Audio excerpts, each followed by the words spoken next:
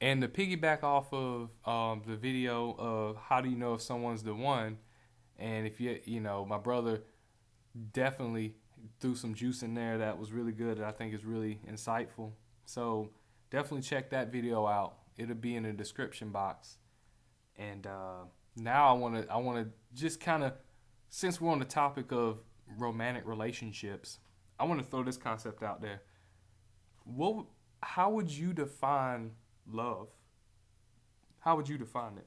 I think it's when you try to, well, not when you try to. I think it's when you're willing to, well, trying to think of the best words for it.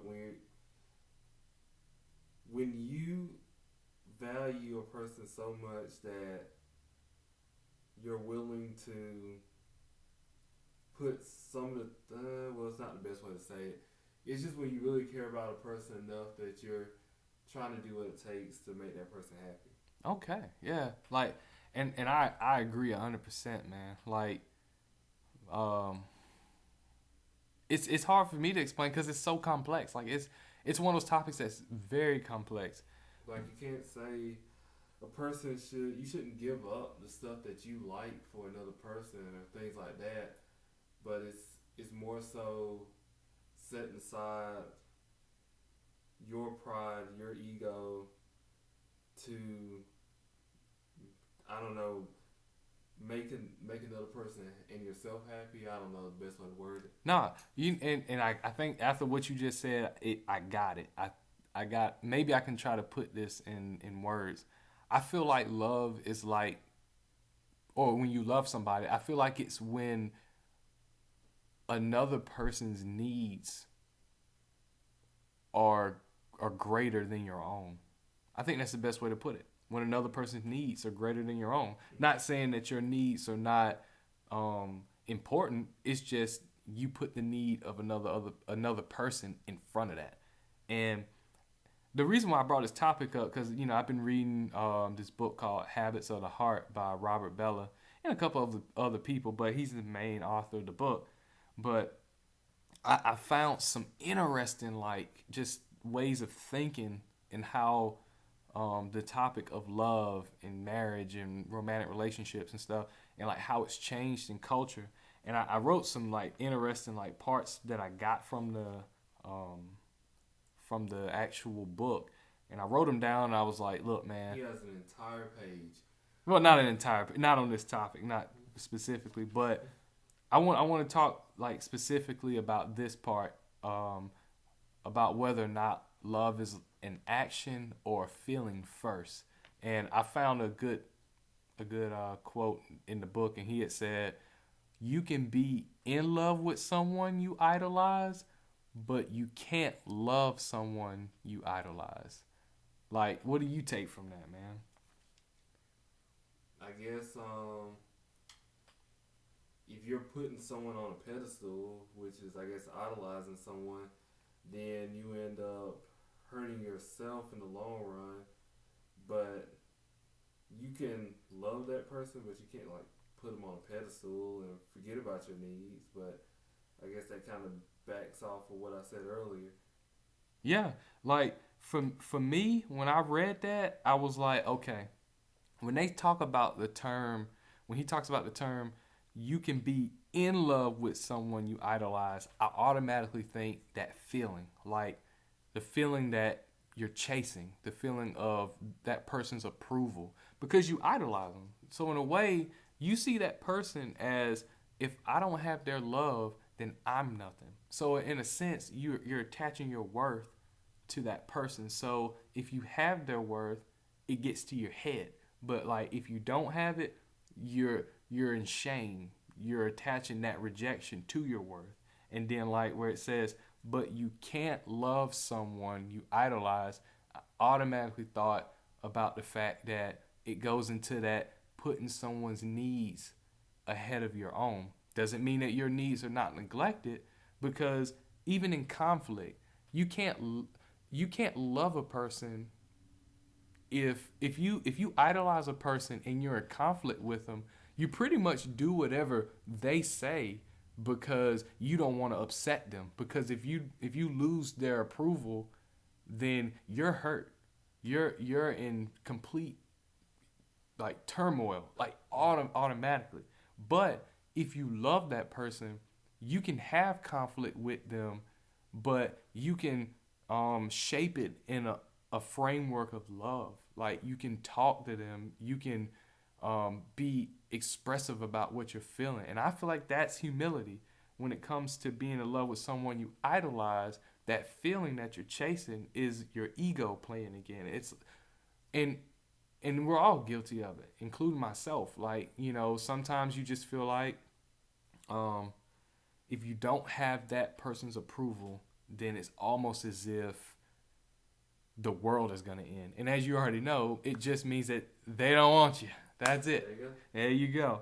So I found another quote that kind of, they piggyback off of each other, but they're in the same thing. But they kind of work with what we're saying here, and it's one of them is most are searching for that one person to stop that feeling of being alone. This search for a perfect relationship cannot succeed because it comes from a self that is not full or self-sustaining. When I hear that, man, like that's the ego that I'm talking about. Like when you idolize that person, you're not even thinking about like that person in general. That person has become this algorithm of like of whatever they can do. You're using them to deplete that feeling that you feel lost in yourself. They become your savior. Yeah, like in a way they become your savior, and if you don't have their approval, that's it. So you're only thinking about your feelings, and you want that feeling of being alone, that not feeling whole. You want it to stop. So you have a person there to end that.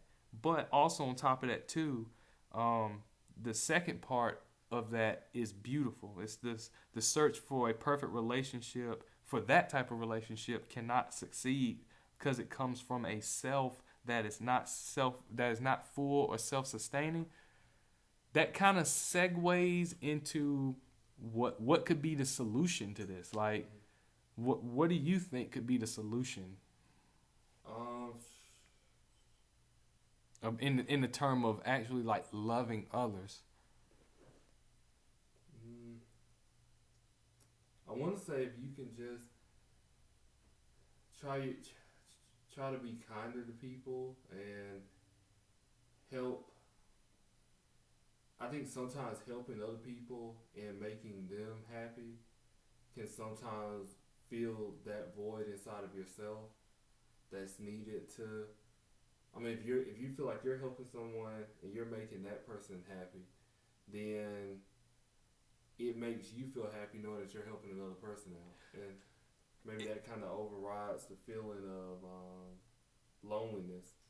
And that goes into the question I asked earlier. Do you feel that love is an action or a feeling?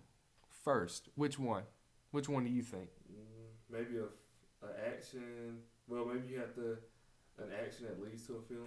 There you go. That's what I'm talking about. Finally, somebody agrees with me. Josh, you don't understand, bro. Look, all right. So for me, when I think about it, I can name numerous times where I felt like a person was just like the most horrible person on the world. I was just like, oh, they're a jerk or whatever. But what happened is over time, conversing with that person, getting to know that person, despite what I'm feeling about that person, I kind of be like, you know what? They're not that bad at all. Like, I just made that up in my head about that person. So in a way, the feelings start to shift. Like there's this shift in feeling, and I get a better glimpse of that person. So even though they may be a certain way or have certain actions that I don't agree with, I can see their background and where that's coming from. I feel like that's the birth of love. So you could probably fall in love with the trolls in the comment section right now. Oh man, I love them from the jump, man. Because if anything, they watching the video, they listening in, they're paying attention to at least the message that I'm trying to display. Yeah, it's just, if anything, I like them. I like them more than anything because they're the ones who fuel me in a way. Because if anything, they challenge my thoughts as well, just as much as anybody. But I would say, along with in summation to all this, I think that before you can love others, you got to learn how to love yourself. Because if you if you don't love yourself, then putting someone's needs above your own, you're not exactly even sure or confident in what you can give them if you don't love yourself first. So yeah, man, definitely let us know what you think out there.